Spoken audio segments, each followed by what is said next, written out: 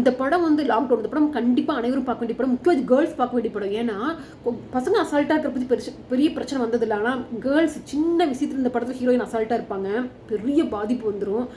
அவளுக்கே தெரியாமல், இந்த ஹீரோயினுக்கே தெரியாமல் ப்ரெக்னென்ட் ஆயிடுவா. எவ்வளோ பெரிய ஒரு ஷாக்கிங்கு. இந்த படத்தை ஃபுல்லாக நான் சொல்லிடுறேன், டக்குன்னு சொல்லிடுறேன். ரொம்ப நான் வளவளக்கணும்னு சொல்லல, டக்குன்னு சொல்லி முடிச்சிடறேன் கேளுங்க. என்னென்னா இந்த படத்தை ஹீரோயின் அனுப்பாமல் கேரக்டரையும் அனிதா வந்து அவங்க அம்மா அப்பா தங்கச்சி எல்லோரும் வாழ்கிறாங்க. ஒரு மிடில் கிளாஸ் ஃபேமிலி. அனிதா வேலைக்கு படித்து முடிச்சிடுறாங்க. வேலைக்கு போகணும்னு ஆசைப்படுறாங்க. வீட்டில் ஒரு கண்டிஷன் போடுறாங்க. என்ன கண்டிஷன் அப்படின்னா, ரொம்ப தூரமாக இருந்தால் வேண்டாம், ஏன்னா கேர்ள்ஸுக்கு சேஃப்டி கிடையாது, ரொம்ப தூரமாக இருந்தால் வேண்டாம் அப்படின்னு அவங்க அப்பா அம்மா சொல்கிறாங்க. அதுக்கப்புறம் நைட் ஷிஃப்ட்டாக இருந்தாலும் வேண்டாம் அப்படின்னு சொல்லிடுறாங்க. ஸோ அவங்க அதுக்கேற்ற மாதிரி வேலைக்கு ட்ரை பண்ணிட்டு இருக்காங்க அனிதா. அப்புறம் இந்த சமயத்தில் வந்து பார்த்தீங்கன்னா, அனிதா வந்து ஜீவா அப்படிங்கிற ஒருத்தர் வந்து 3 வருஷமாக ஒரு தலையை லவ் பண்ணிட்டு இருக்கிறான் அனிதாவை. யார்? ஜீவா. ஒரு நாள் 3 வருஷம் கழிச்சு ஒரு நாள் போய் ஜீவா வந்து டேரக்டாக ப்ரப்போஸ் பண்ணிடுறான் அனிதாக்கு. அனிதா வந்து ரிஜெக்ட் பண்ணிடுறான். ஏன்னா அனிதா சொல்லிடுறேன், எனக்கு கமிட்மெண்ட்ஸ் நிறையா இருக்குன்னா, வேலைக்கு போகணும், ஏர்ன் பண்ணணும், எனக்கு லவ்லாம் வேண்டாம் அப்படின்னு சொல்லி ரிஜெக்ட் பண்ணிடுறான். அப்புறம் ஜீவாவும் போயிடுறான். அப்புறம் கொஞ்ச நாள் போயிட்டுருக்கா, அனிதாவும் வேலைக்கு ட்ரை பண்ணிட்டு இருக்கிறான். இந்த சமயத்தில் வந்து அனிதாவோட பெஸ்ட் ஃப்ரெண்டு சோஃபி தான். ஆனால் இன்னொரு ஃப்ரெண்ட் இருக்காங்க மீரா வந்து அனிதாவை கூப்பிடுறாங்க, பார்ட்டிக்கு போகலான்னு சொல்லி வெளியில் கூட்டிகிட்டு போகிறாங்க. இப்போ அனிதாவும் மீரா கூட போகிறாங்க. போகும்போது அங்கே வந்து கௌதம் அப்படின்னு சொல்லிட்டு ஒரு ஃப்ரெண்டை வந்து இன்ட்ரோ கொடுக்குறா. யார்? மீரா. சாரி, கௌதம் கிடையாது, பிரதீப்.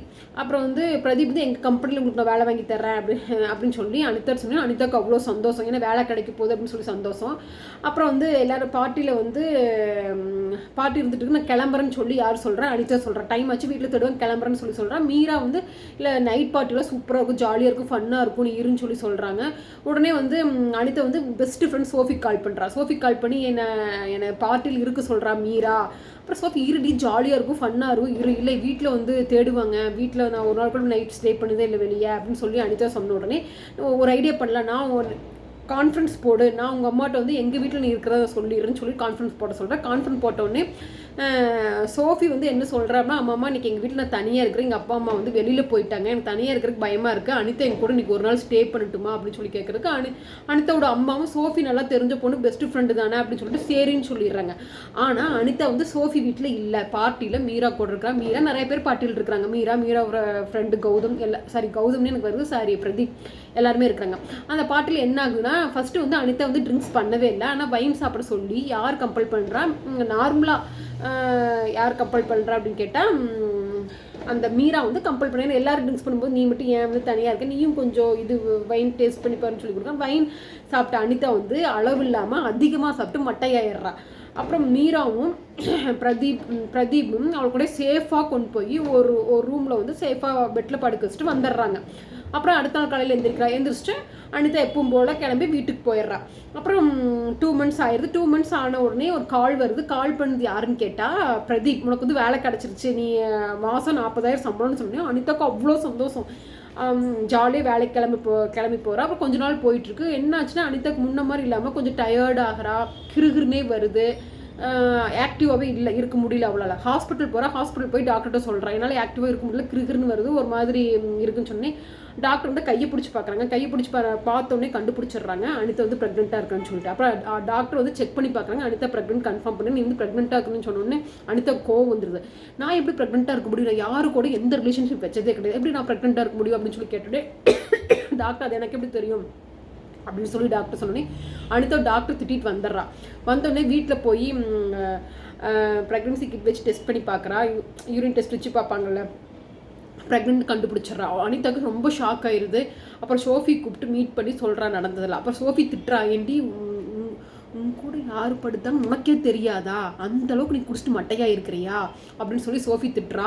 சரி, உங்கள் வீட்டில் சொல்லிடலாமான்னு சொல்லி சோஃபி கேட்டதுக்கு அனிதா வந்து ஐயோ சொல்லிவிட்டு அவ்வளோதான், எங்கள் அப்பா அம்மா வந்து என்ன பண்ணிடுவாங்க, இறந்துருவாங்க, தாங்க மாட்டாங்க அப்படின்னு சொல்லிட்டு, சரிவா இது நான் உங்கள் அப்பா அம்மா சொல்ல வேண்டாம், நம்ம போய் அதே டாக்டரை போய் பார்க்குறாங்க. அனிதா கெஞ்சரா, எனக்கு டாக்டர் எனக்கே தெரியாமல் நடந்தது, அபார்ஷன் பண்ணிருன்னு சொல்லி அனிதா கெஞ்சரா, அழுவுறா. ஆனால் டாக்டர் வந்து உங்கள் வீட்டிலேருந்து பேரண்ட்ஸ் கூட்டிகிட்டு வா, பெரியவங்களை கூட்டிகிட்டு வா, அப்போ தான் நான் அபார்ஷன் பண்ண மாட்டேன்னு சொல்லி வெளியில் அனுப்பிச்சுடுறாங்க. அப்புறம் இன்னொரு டாக்டர் போய் பார்க்குறாங்க. அந்த டாக்டர் என்ன சொல்லிடுறாங்கன்னா, கண்டிப்பாக உங்கள் பேரண்ட்ஸ் வரும்னு சொல்லிடுறாங்க. அப்புறம் அனிதாவும் சோஃபி என்ன பண்ணுறதுன்னு தெரியாமல் ஒரு மெடிக்கலுக்கு போகிறாங்க. மெடிக்கல் போய் அபார்ஷன் டேப்லெட் கேட்குறாங்க. அந்த மெடிக்கல் என்ன சொல்லிடுறாங்கன்னா, டாக்டர் பரிந்துரை இல்லாமல் நாங்கள் கொடுக்க மாட்டோம் அப்படின்னு சொல்லிடுறாங்க. சொன்ன உடனே என்ன பண்ணுறதுன்னு தெரியாமல் அனிதாவும் சோபியும் என்ன பண்ணலான்னு சொல்லி யோசிச்சுட்டு இருக்கும்போது, சரி நாளைக்கு யோசிக்கலாம், ஏதோ ஒன்று பண்ணலாம் அப்படின்னு சொல்லிட்டு வீட்டுக்கு போய் டைம் ஆச்சுன்னு சொல்லி வீட்டுக்கு போயிடுறாங்க. அப்புறம் இந்த சமயத்தில் வந்து கோவிட் நிறைய பரவ ஆரம்பிக்குது. அனிதா இருக்கிற அப்பார்ட்மெண்ட்லேயே வந்து பார்த்தீங்கன்னா ஒருத்தர் கோவிட் வந்துடுது. ஸோ லாக்டவுன் போட்டுறாங்க. ஸோ ஒரு மாதத்துக்கு யாரும் வெளியில் போகக்கூடாதுன்னு சொல்லி லாக்டவுன் போட்டுறாங்க. என்ன பண்ணுறேன்னே தெரியல அனிதாவுக்கு. அப்புறம் சோஃபியும் கால் பண்ணி சரி ஏதோ ஒன்று பார்க்கலான்னு ட்ரை பண்ணிட்டு இருக்காங்க. அப்போ அனிதா வீட்டில் வந்துட்டு என்ன பண்ணுறா அப்படின்னு கேட்டால், அந்த வீட்டிலேருந்தே ப்ரெக்னென்சி வந்து இது பண்ணுறதுக்கு அபார்ட் பண்ணுறதுக்கு பப்பாளி பழம் சாப்பிட்றா, அன்னாச்சி பழம் சாப்பிட்றா, மொபைல் எடுத்து சர்ச் பண்ணி பார்க்குறா, எப்படி வந்து அபார்ட் பண்ணுறேன்னு சொல்லி பார்க்குறா. ரொம்ப டென்ஷனாகவே இருக்கிறா. ஒர்க் ஃப்ரம் ஹோம் தான், லாக்டவுனில் ஒர்க் ஃப்ரம் ஹோம் தான் அவளுக்கு. அப்புறம் டென்ஷனாகவே இருக்கிற பார்த்துட்டு அவள் தங்கச்சி வந்து விளையாட்டு போன ஒர்க்கை வந்து அக்கா மொபைல் எடுத்து கேம் விளையாடலான்ட்டு மொபைல் எடுக்கிறா. உடனே வந்து அனிதா கோவம் வந்து தங்கச்சி பிடிச்சி அடிச்சிட்றா. தங்கச்சி பிடிச்சி அடிச்சோடனே அவங்க அம்மாவுக்கு வந்து எதுக்கு அவளை போட்டு அடிக்கிறா, இல்லை எனக்கு வந்து முக்கியமான ஆஃபீஸ் டாக்குமெண்ட்ஸ்லாம் என் மொபைல் இருக்க வச்சு மறக்காம டெலிட் பண்ணிட்டு என்ன பண்ணுறது, அதனால அடிச்சிட்டுன்னு சொல்லி அவங்க அம்மாவும் கோபப்பட்டு திட்டுறாங்க. இதுக்கெல்லாம் போய் தங்கச்சி அடிப்பியா அப்படின்ட்டு. அப்புறம் ஸ்கிப்பிங்கெல்லாம் ஸ்பீடாக பண்ணுறா அனிதா. ஆனால் அவளால் வந்து அவளுக்கு வலி தான் வருது விழுந்து இந்த குழந்தைய வந்து எதுவும் பண்ண முடியல அவளால். அப்புறம் வந்து ஒரு நாள் வந்து சோபி வந்து வெளியில் 1 மந்த் ஆயிருந்து வெளியில் கூட்டிகிட்டு போகிற, வெளியில் போய் டாக்டர் பார்க்க, அந்த டாக்டர் 30,000 வேணும், அப்போ தான் நான் வந்து அபார்ட் பண்ணுவேன்னு சொல்கிறாங்க. அப்புறம் அனிதாட்ட 5,000 இருக்குது, சோபிட்டு 5,000 இருக்குது. அதுக்கப்புறம் வந்து ஃப்ரெண்ட்ஸ்டெல்லாம் கலெக்ட் பண்ணி மொத்தம் 15,000 வந்துடுது. அப்புறம் வந்து அவள் பணத்தை ஃபோன் பண்ணி பணம் இருக்கா ஃப்ரெண்ட்ஸ்டெல்லாம் பேசிகிட்டு இருக்கும்போது பாட்டி பார்த்துறாங்க. உனக்கு என்ன அவசரம், பணம் ஏன் எல்லாம் உன் ஃப்ரெண்ட்ஸ்டெல்லாம் ஃபோன் பண்ணி பணம் கேட்க உனக்கு என்ன ஆச்சு அப்படின்னு கேட்டதுக்கு, இல்லைங்க பாட்டி என் ஃப்ரெண்டோட அப்பாவுக்கு வந்து கோவிட்டில் சஃபர் ஆகிட்டு இருக்காங்க, அவட்ட பணம் இல்லை, அதனால தான் நான் என் ஃப்ரெண்ட்ஸ்டெல்லாம் கேட்டு கலெக்ட் பண்ணுறேன். சரி எங்கிட்ட ஒரு 5,000 இருக்குன்னு ஃபோன் வாங்கலான்னு வச்சுருந்து அந்த 5,000 நீ வச்சுக்கணும்னு சொல்லி பாட்டி கொடுத்துட்றாங்க. ஆனால் நீ மாத சம்பளம் வந்து எனக்கு அந்த 5,000 திருப்பி கொடுத்துரு அப்படின்னு சொல்லி பாட்டி சொல்கிறாங்க. சரின்னு சொல்லிட்டு இப்போ வந்து எவ்வளோ இருக்குது அவட்ட மொத்தம் 20,000 இருக்குது. 20,000 தான் இருக்குது. அடுத்தது டாக்டர் போய் பார்க்குறாங்க. எனக்கு அந்த இன்னொரு டாக்டர் இது பார்த்த டாக்டர்ஸ்லாம் கிடையாது, இன்னொரு டாக்டர். அந்த 20,000 வாங்கின டாக்டர் வந்து இன்னும் 10,000 எனக்கு வேணும், அப்போ தான் நான் உனக்கு வந்து அபார்ஷன் பண்ணுவேன்னு சொல்லிடுறாரு. அப்புறம் இவங்க 2 பேரும் 10,000க்கு என்ன பண்ணலான்ட்டு வெளியில் வர்றாங்க. வெளியில் வந்து அப்புறம் அங்கேயும் உருட்டி எப்படியும் 10,000 கிடச்சி புரட்டிட்டு போகிற. அடுத்த நாள் போய் பார்க்கும்போது அந்த டாக்டர் டைரெக்டாக பார்க்க முடியல. எடுபடி வேலை செஞ்சுட்டு போன டாக்டருக்கு அவன் என்ன சொல்கிறான், நீ வந்து 30,000 கொடுக்குற இந்த டாக்டருக்கு ஒரு உங்கள்கிட்ட இருக்கிற 10,000 என்கிட்ட கொடு, நான் வந்து ஈஸியாக டேப்லெட் தரேன், டேப்லெட்லேயே உனக்கு வந்து அபார்ஷன் பண்ணிடலான்னு சொன்னோன்னே அனுப்பாமல் கொடுக்கலான்னு சொல்லி பணத்தை எடுக்கிறேன். ஆனால் வந்து சோபி வேண்டாம், இவனை பார்த்தா ஃப்ராடு மாதிரி எனக்கு தெரியும், கொடுக்க வேணாம்னு சொல்கிறேன். இல்லை எனக்கு இப்போதைக்கு அபார்ட் பண்ணியே ஆகும்னு சொல்லிட்டு அந்த 10,000 அவங்ககிட்ட கொடுத்துட்றாங்க. எடுபடி வேலை செய்வானல்ல அவங்க கொடுத்துட்டு வந்துடுறாங்க. நீங்கள் அடுத்த நாள் இந்த டைமுக்கு வாங்க, டேப்லெட் கொண்டு வந்து ரெடியாக இருக்கிறேன்னு சொல்லி அவன் சொல்கிறான். அவங்களும் நம்பி வீட்டுக்கு தான். அடுத்த நாள் போய் பார்த்தா அவனை காணாம். அவன் அட்ரஸ் எல்லாம் போய் பார்க்கும்போது அவனும் வீட்டில் இல்லை. அவன் கொடுத்த அட்ரஸே வந்து ராங் அட்ரஸ். ஸோ அவளுக்கு 10,000 பணமும் போச்சு. ஒரு டாக்டர்கிட்ட ஏற்கனவே 20,000 கொடுத்தால, சரி அந்த டாக்டரே போய் பார்க்கலான்னு சொல்லி பார்க்கும்போது உள்ளே போக முடியல. வெளியிலேயே கேட்டில் என்ன சொன்னால் அந்த டாக்டர் கொரோனா வந்துருச்சு, இன்னும் 20 டேஸ் 30 டேஸ் அவரை யாரும் போய் பார்க்கக்கூடாதுன்னு சொல்லிடுறாங்க. மறுபடியும் வந்து அனிதா வீட்டுக்கே வந்துடுறா. வீட்டுக்கு வந்து ரொம்ப எல்லாத்து மேலே கோவப்படுறா, ரொம்ப டென்ஷனாகவே இருக்கிறேன். ஏன்னா அந்த படத்தை நீங்கள் பார்க்கும்போது தெரியும் எவ்வளோ சஃபர் ஆகிறா அப்படின்னு நான் வந்து டக்குன்னு சொல்லிடுறேன். ஏன்னா ஒரு ஃபுல் படத்தை டக்குன்னு சொல்லி முடிக்கிறேன் நான். ரொம்ப சஃபர், அவளுக்கு என்ன பண்ணுறேனே தெரியல, நடுங்கறா. ஒரு வீட்டில் இருக்கிற அவங்க அம்மா அப்பாவுக்கு ஒரு டவுட் வந்துடுது. அவங்க முக்கியமாக அவங்க அம்மாவுக்கு டவுட் வந்துடுது. என்ன டவுட்னா, இவன் இப்படி யாராச்சும் லவ் பண்ணுவாளாட்டு இருக்குது, அதனால தான் வந்து ஒரு மாதிரி நடந்துக்கிறா, நார்மலாக இல்லாமல் ஒரு டவுட் வருது. அப்புறம் அவளுக்கு என்ன பண்ணுறேனே தெரியல. அப்புறம் வந்து அந்த டாக்டருக்கு கொரோனா வந்துருச்சு. இப்படியும் 3 மாதம் 3.5 மாதம் ஆயிடுது, 4 மாதம் ஆயிடுது. அப்புறம் திடீர்னு அப்பா அவங்க நீ வெளியில் போகலாம் அப்படிங்கிற மாதிரி சொல்கிறாங்க. அதாவது லாக்டவுனில் கொஞ்சம் குறைஞ்சிருச்சு, வெளியில் போகலாங்கிற சொல்கிற சமயத்தில் வந்து கால் பண்ணுறா. சோஃபிக்கு கால் பண்ணி அந்த டாக்டர் பார்க்கலாமான்னு அனுப்பாப்பாவை கேட்குறா. சரி அனிதா தான் கேரக்டர். அனிதா கேட்டவுடனே சோபி என்ன சொல்கிறேன், இல்லை அந்த டாக்டர் இறந்துட்டாராமா கோவிட் வந்த பிறகு சொன்னோன்னே அனிதாக்கு என்ன பண்ணுறேனே தெரியல. அதுக்கப்புறம் 2 பேர் சேர்ந்து அங்கேயும் பார்க்குறாங்க, இன்னொரு டாக்டர் பார்க்குறாங்க. அந்த டாக்டர் 50,000 கொடுத்தீங்கன்னா நான் அபார்ஷன் பண்ணி தரேன் அப்படின்னு சொல்கிறார். அபார்ஷன் பண்ணிடுறேன்னு சொல்கிறார். 50,000. ஏன்னா இப்போ அனிதாக்கு 4 மாதத்துக்கு கடந்தாச்சு. இப்போ வந்து பண்ணுறது ரொம்ப கஷ்டம், இருந்தாலும் உங்களுக்காக நான் பண்ணித்தரேன் அப்படின்னு சொன்னோன்னே 50,000க்கு என்ன பண்ணுன்னு தெரியாமல் அனிதா என்ன பண்ணிடுறான்னா, அவங்க அம்மா யாருக்கும் தெரியாமல் அனிதாவோட அம்மாவோட வளையல் அதை எடுத்துகிட்டு வந்து இதை அடமானம் வச்சா எவ்வளோ வரும், அடமானம் வச்சா 50,000 கிடைக்காது, நீங்கள் வித்துட்டா வேணால் கிடைக்குன்னு சொன்னோன்னே சரின்னு வித்துட்டு அந்த பணத்தை வந்து டாக்டர் பார்க்க போகிறா. அப்புறம் டாக்டர் திடீர்னு என்ன சொல்ல, எனக்கு 1 லட்சம் கொடுத்தா தான் உனக்கு அபார்ஷன் பண்ணணும்னு சொல்லுவாங்க. அனிதா கால் வந்து கதறா, கெஞ்சி கேட்குறா, எனக்கு பண்ணிருங்க எங்கள் வீட்டுக்கு தெரிஞ்சால் அவ்வளோதான் சொல்லிட்டு கெஞ்சரா.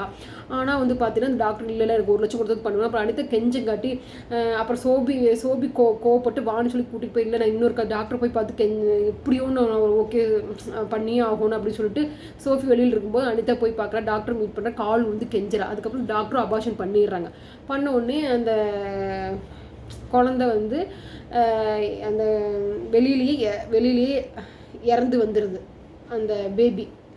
அது எனக்கு குட்டியாக இருக்கும், ரொம்ப குட்டியாக இருக்கும். அந்த குழந்தை இறந்துருச்சு, வெளியிலே வந்தாச்சு. அந்த ப்ராசல் டீட்டெயிலும் சொல்லிட்டு இருக்க முடியும், டக்குன்னு சொல்லி முடிக்கணும்லவா. அதுக்கப்புறம் அனிதா வெளியில் வெளியில் அழுவுறா, கத்தி சத்தம் போட்டு அழுவுறா. சோஃபி வந்து என்னாச்சுன்னு கேட்கும்போது, இல்லடி அந்த டாக்டர் வந்து எனக்கு அபார்ஷன் பண்ணுறதுக்கு முன்னாடி நான் உனக்கு பண்ணணும் அப்படின்னா நீ வந்து என் கூட படுக்கணும்னு சொல்லிட்டாரு. நானும் வேறு வழி இல்லாமல் அந்த எனக்கு அந்த டாக்டர் அபார்ஷன் பண்ணுறதுக்கு முன்னாடி அவரோட செக்ஸுவல் கான்டாக்ட் இருக்க வேண்டியதாக போச்சுன்னு சொல்லி கத்தரா அழுவுறா. அப்புறம் அதுக்கப்புறம் அவங்க அப்பா ஃபோன் பண்ணுறாங்க. இடையிலேயே அவங்க அப்பா ஃபோன் பண்ணும்போது வீட்டிலேருந்து அம்மாவோட நகை வளையல் எதுக்கு எடுத்துகிட்டு போனேன், நீ யாராச்சும் லவ் பண்ணுறியா அப்படின்னு சொல்லி உங்கள் அப்பா கேட்குறாங்க. நான் அனிதா எதுவுமே ஃபோன் கட் பண்ணிவிட்டு நேராக வீட்டுக்கு போகிறா.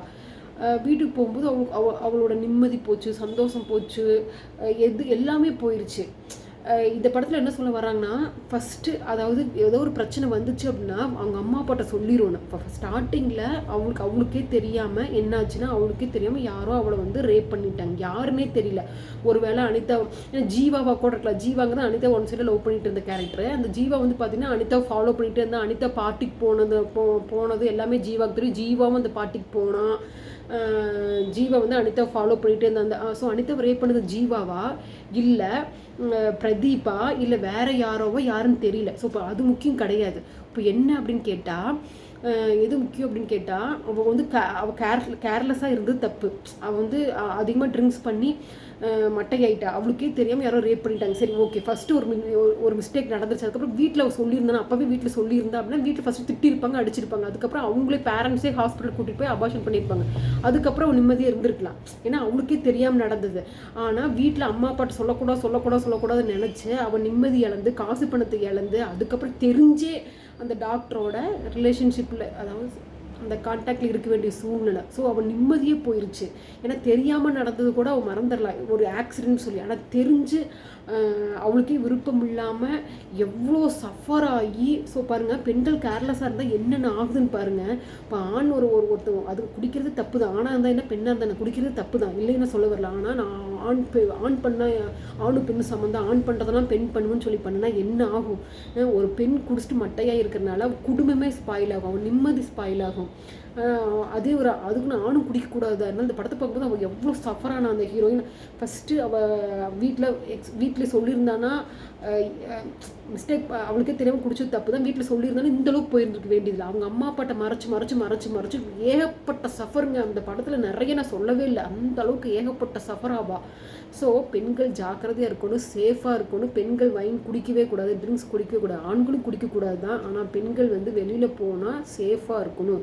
பெண்களுக்கு சுதந்திரம்னு சொல்லிட்டு அதை வந்து மிஸ்யூஸ் பண்ணிடாதீங்க. அதுக்கு பெஸ்ட் எக்ஸாம்பிள் இதுதான். ஏதாச்சும் ஒரு பிரச்சனை நடந்துச்சுன்னா பெரிய பிரச்சனையை ஆக்காமல் சொல்யூஷன் கண்டுபிடிங்க. அம்மா அப்பாட்ட இந்த படத்தை பார்த்தாலும் உங்கள் அம்மா அப்பாட்ட முன்னாடியே சொல்லியிருந்துருக்கலாம். சரி, ஓகே. இந்த படம் உங்களுக்கு பிடிச்சிருந்துச்சுன்னா லைக் பண்ணி சப்ஸ்கிரைப் பண்ணிடுங்க.